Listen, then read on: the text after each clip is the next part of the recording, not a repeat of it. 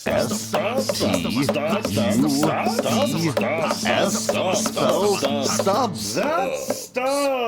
Moving on. Moving right along. All right. The next award, the next stubby we have is the Feige, the best franchise installment. Thought it was Thunderbolts. It's light. It's fun.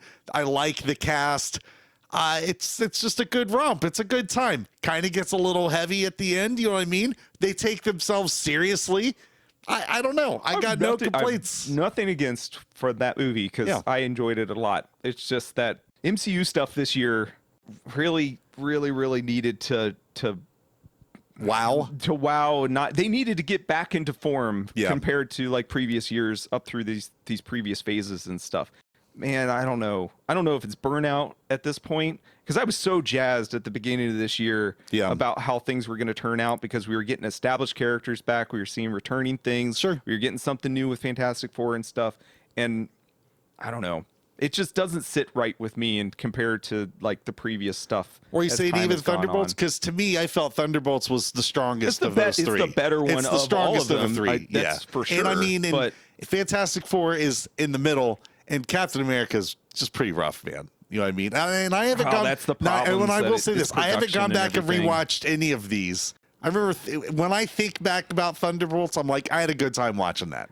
And that's a better story in comparison to the other ones. Yeah, because Cap does not have a good story, but has great action set pieces. Yeah, there's some cool fights in there and everything. But it's all right. Thunderbolts has a better story. For me, I guess I didn't understand the the rules going in. But we've talked about this enough. Superman, I think you could have figured out the answer. Superman is, I guess, going to be this because it's the better one out of all the DC stuff that got released. Nope. Mine changes. Okay, go ahead. Peacemaker. Ooh. Peacemaker season 2. Interesting, because I've heard a lot of people gripe about. I haven't watched it yet. I've heard a lot of gripes about the end of the season. The better thing that I think got released as far as DC stuff goes, just because I don't want Superman to also be on this list again. But it is more interesting going through that show. There's some really funny stuff that happens in this season. Okay. And the other thing that I also really liked about it, which is I don't know, it's just Gunn being Gunn.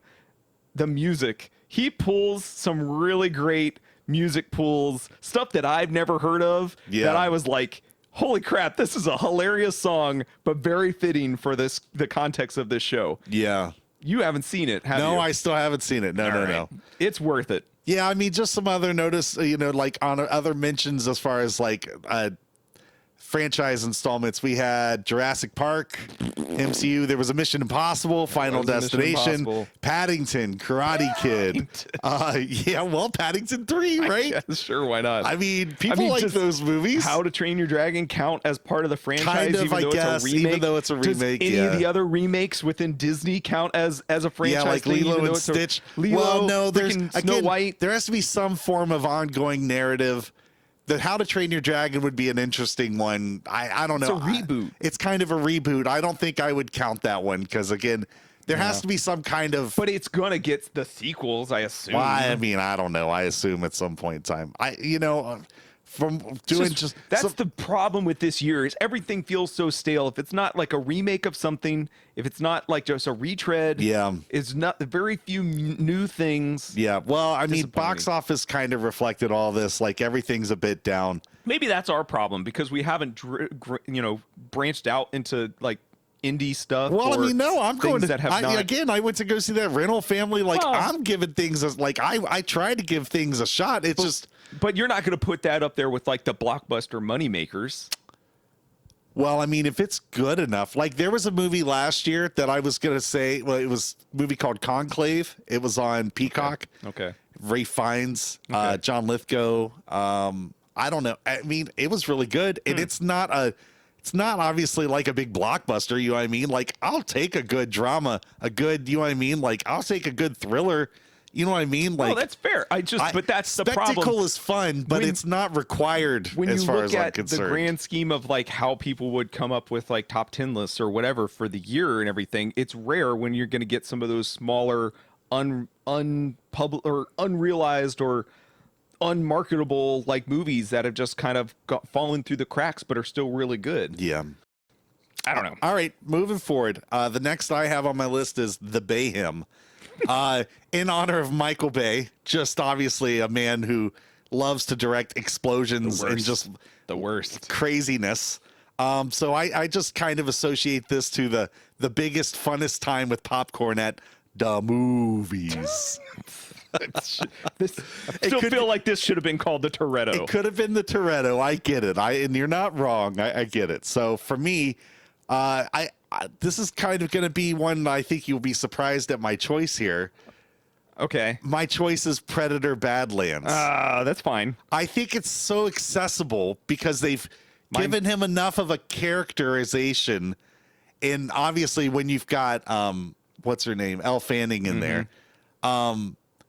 It's not a creature feature, right? It's not a monster flick. It's different from what's come before. Yeah. And it's funny because when we saw this with Kelsey, it's like she's never seen any of the other ones. And this is so different from every other Predator movie that it's hard to put it in a horror genre because it's no longer horror with this one. Yeah, again, and I think part of her reaction is part of why I felt this was the fact that was accessible to a 19-year-old girl who had a good time. You know what I mean? Like, she genuinely had a good time when we watched that movie. Goes to show, I guess, how, stable or, I guess established character movie monster, it's just an established can IP, evolve right? And, transcend and find a different kind of audience and stuff by just making a different kind of story. Anybody can be the Mandalorian. So, yeah, pretty much, right? I suppose anyone can be a predator. Anybody can be a predator. Oh, that sounds bad. Out of context. Well, a space monster predator. Nope. We're going to leave it just how you do. Predator. All right. So that was what I had for best cool. Fun time at the theaters. I don't have Predator on this one. It comes up for one of the other ones. Okay. Mine, I interpreted this as most fun. Yeah. In the theater, popcorn filled fun. That mine is the monkey. Oh, okay. All right. We had so much fun watching it. It was all right. I mean, again, I thought it was just all right, but it was a good time. You can't say that when we were in that theater with some of the wacky, crazy, like elaborate Rube Goldberg kind of scenarios. There was some pretty nuts. The shockingness, the elation that you'd have when you see some person get like wiped out in like a very fantastical, insane way. We are all monsters on the inside. We have no common sense or not common sense. We're desensitized to everything. Desensitized, but that was mine because no concern for a fellow man. Just whatever happens.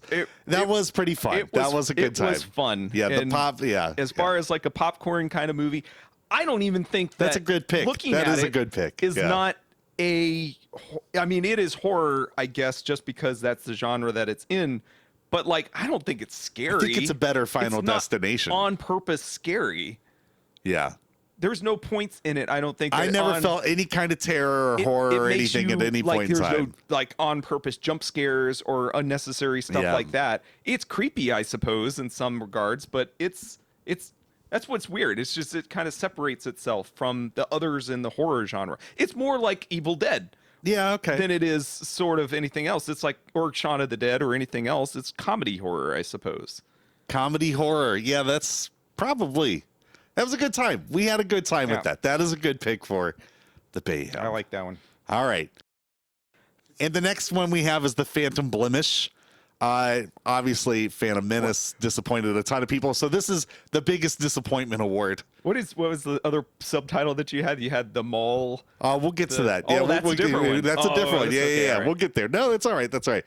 So biggest disappointment for me, Blumhouse Wolfman. Oh my gosh, we chose the same one. It was terrible. It was one of the. It was so boring and drab and this is the one that is earlier in the year and is stuck with me, stuck in my craw for it's so frustrating. Yes. So because it's not just that it's like a bad movie in general, but like it's dumbed down horror. Yeah. And I hate it so much. Yep. And it's not to say that it didn't take some swings for certain things. Yeah, like some of the stuff. Seeing the nocturnal vision and stuff. That was cool. There's some things stuff, but the design is terrible. Yep. The acting is terrible. Yep. The concept of the story is terrible. Yep. It's bad. Bro, it's bad. So frustrating.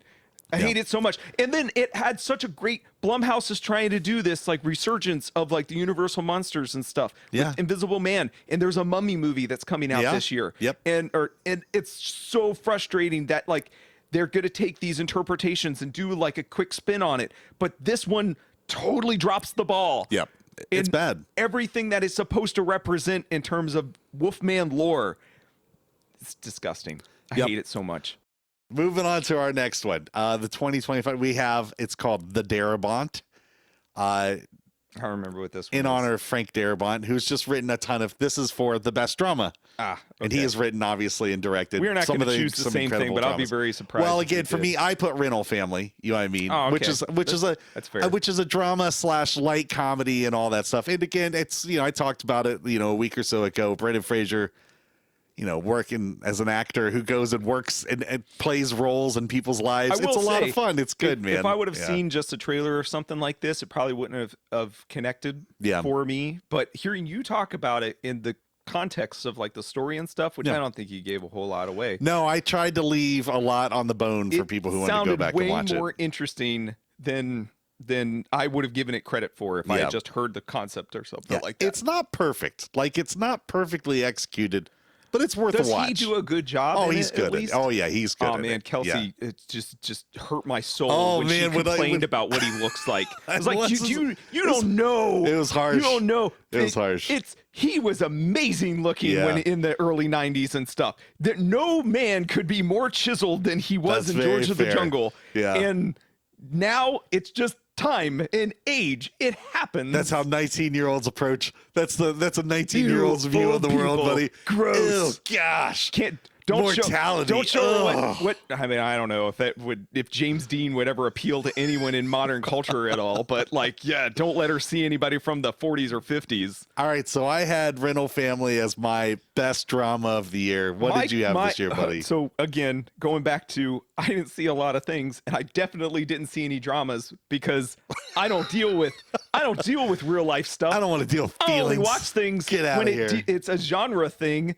Anything that relates at all to real life, I have to live in real life. I don't want to be entertained by something that has to do with real life. The third act of Thunderbolts and the second act of Fantastic Four, those are dramas.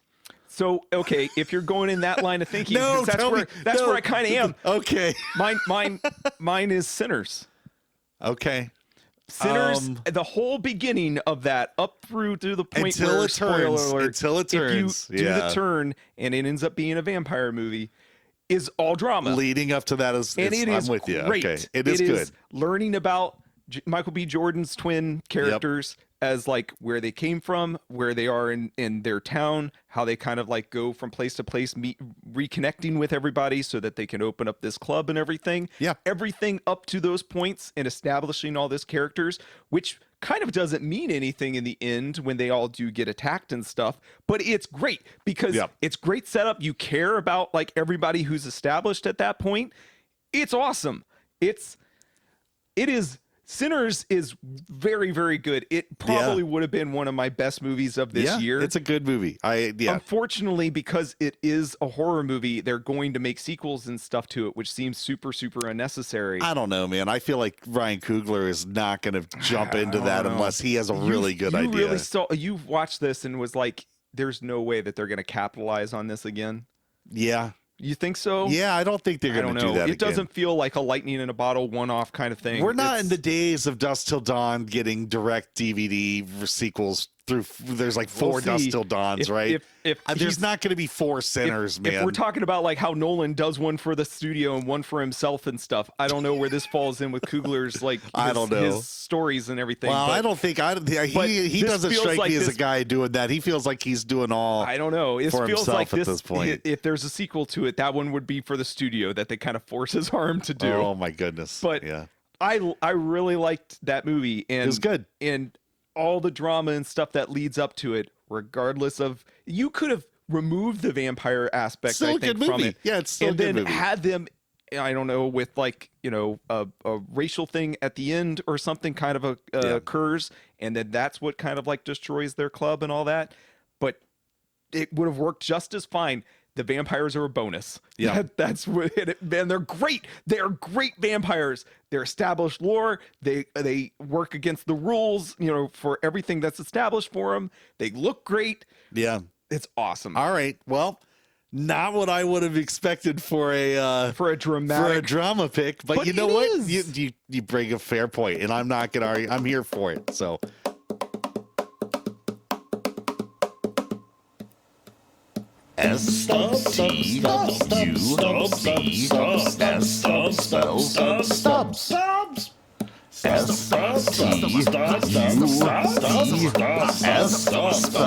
Stubs. All done.